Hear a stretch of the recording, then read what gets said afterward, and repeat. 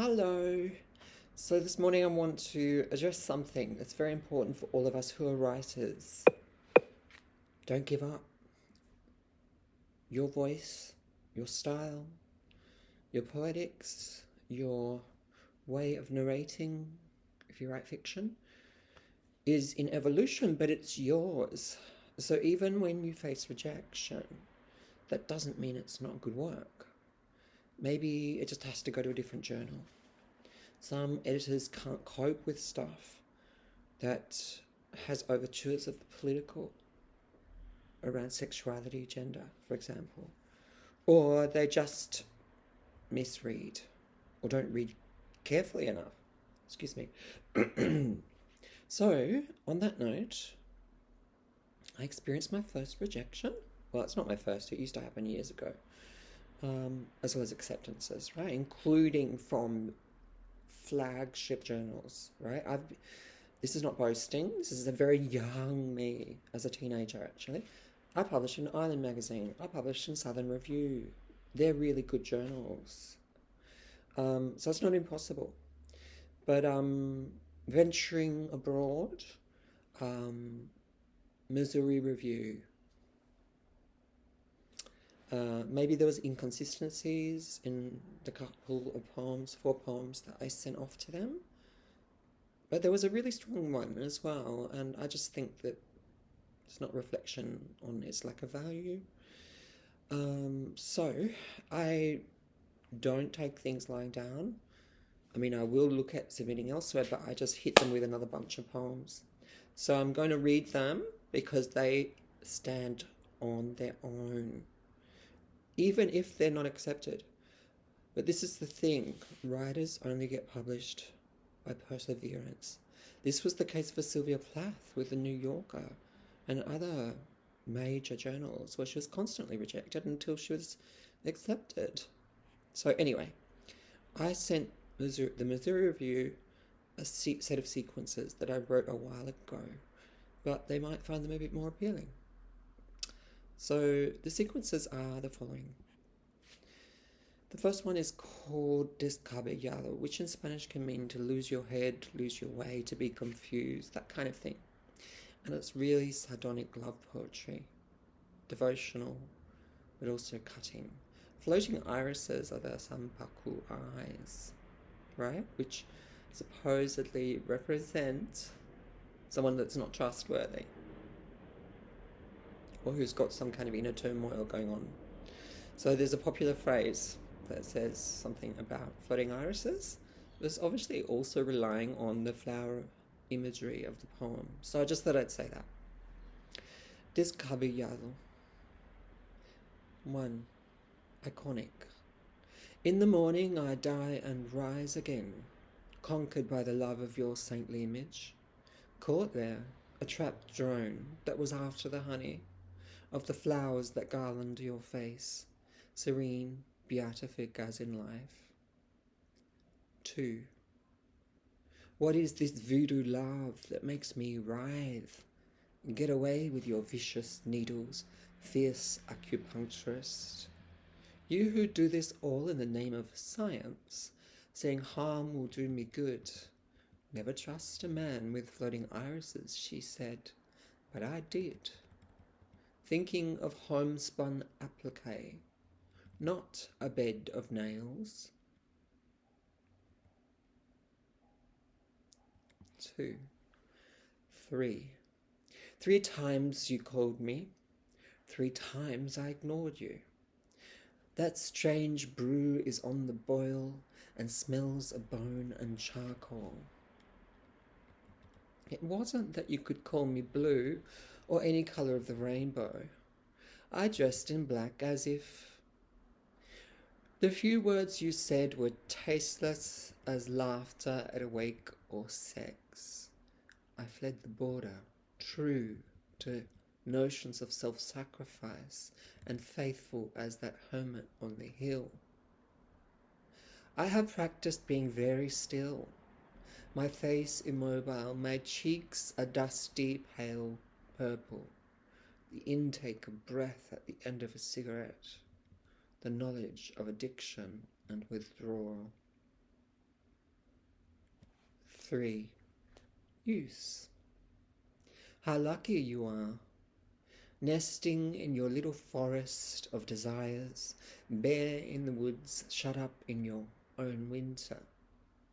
The birds secrete me messages that say, that heart on the oak wood door, shot through with arrows, crawling with ants, flies, that heart, formerly mine, is of no use to you, except as warning. Anyone will lose their skin simply trying to get in. 4. A way back. All the grooves of your body, unused to any glide of flesh except mine, that now I keep locked up in solitary confinement. Alone, sweat, tears big as apples, long for another's skin, the comfort of remembrance, frail ghost that hangs limp as a nightgown. Night that ignores distance as days, blood ache and age and rage and thought. I give myself up to small mercies. I am looking for a way back. So that's the first sequence, and as you can see, it's extremely sardonic in parts, and that's deliberate. It's not neo-romanticist. It cuts across that with humour, with campness and irony, as well as irreligiosity, let's say. If the journal doesn't get that, it doesn't get it.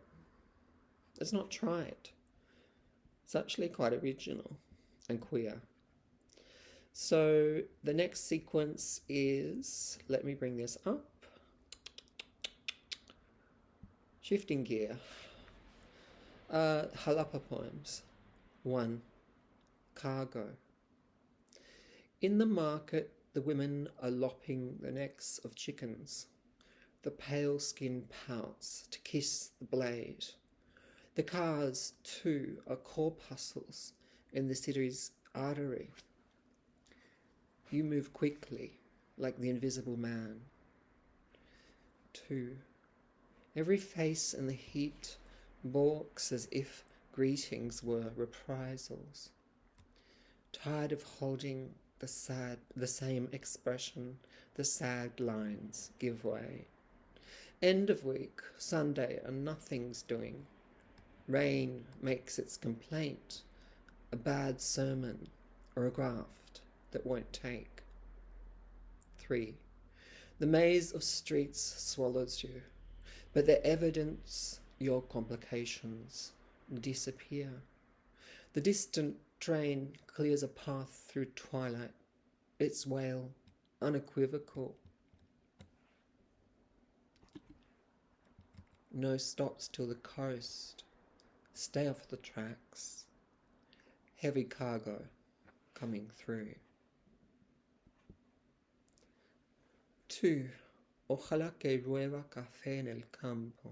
Now that obviously riffs off the Juan Luis Guerra song, but it takes it in another direction. In the field, the campesinos are praying for rain. This will be no ordinary event. Sergio tells me the best coffee is Colombian. He would say that. He's from Bogota. 80% caffeine. Avoid them if they're green and bitter. Get them red ripe like olives stinking of earth and sudor. That's the secret, he says. Each bean is hand-picked in Jico, in the finca, the grandes extensiones de tierra, the cafetal. Thousands slave away for my ambrosia boiling on the kitchen stove. How I would miss life without you, worth your weight in gold, obviously from the immense trade. Lately in the fields there's been a drought. The fumigating chemicals didn't kill the bugs. Ojalá que llueva café, the song goes. Coffee is a rare commodity, more profitable than corn, cotton, or sugarcane. It has created empires of greed. That kind of buzz, from hand to mouth, nation of the hooked. It's make or break time. as I look at the bottom of the coffee tin. The empires are ruling off their projections. A world turns suddenly drier. Coffee, dark as nightmare, shiver of passion, obsession, critical mass. I hope it rains coffee and everyone gets a sip. 3. Extravagance. How can you speak with a mouth full of blood, thick as the cod liver oil you drank as a child? Here in this virgin bed, flow print fading from so many nights your bones took rest. You shift from lack of ease but never move. Birds and rain rinse the sky of rust. Absence accumulates and talks quietly to itself.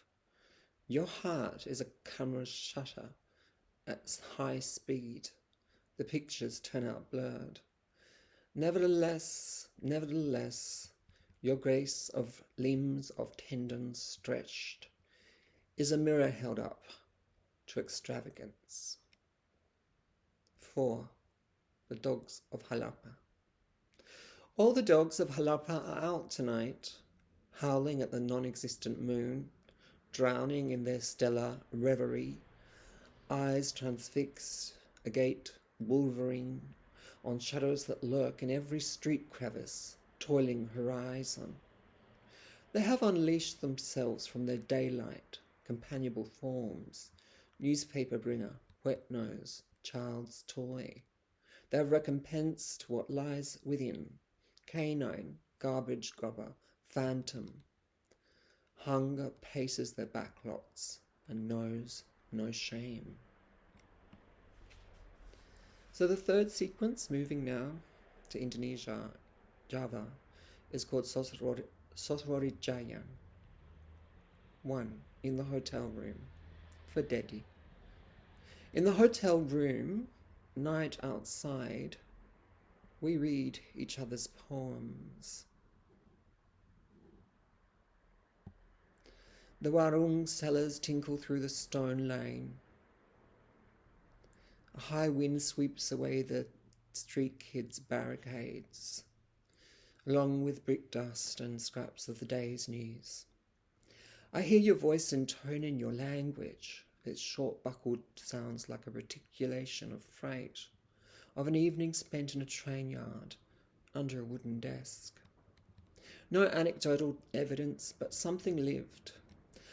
Asking if I need a translation, instead I read you mine, full of the images of science, my knowing abstracted from the books I've read, the life cycle of frogs, a child's disappointment in death. 2. Yogyakarta, morning. How do I know it's morning?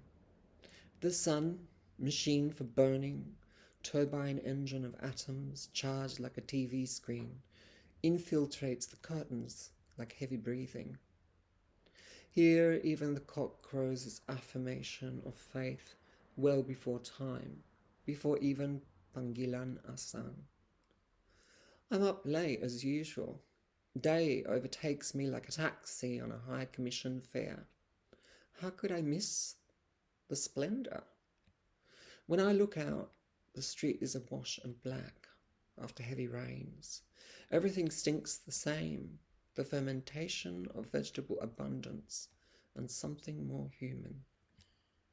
3. Familiars. When we were kids, there was always some creature we'd harbour and claim as pets. Once it was William, the spider, who moved from house to house, hairy as a throwback in the family line, a recessive gene. Here it's the lizards, a fixture like anything else. Chichak, house lizard, the dictionary translates, though gecko's a better word. Familiars, they dart at the edge of sight, not easily caught. And finally, 4. Monkey Pasar Naxim. In the cage his exoticism, married to wire and grit, cleaning yellowed nails with the precision of boredom. He's what my Year 10 biology teacher failed to report, being Christian and resolute. I humanize him by avoiding the it. In this bird market of freakish tableau of bats, wildcats, worthy of Dr. Moreau, furry malignancies surround the stock and trade of humans intent on owning a fascination. Others take pictures. I've forgotten my camera. Instead, I settle for a fixed stare, which he answers nervously with burnt sienna eyes, as if filing away for comment. Well, that's it, and the fate of these poems is always uncertain. There are flaws in any poem that anyone writes. Sometimes we overstretch, including metaphor, or we use doubtful similes. But there it is. I put it out there and I see what sticks.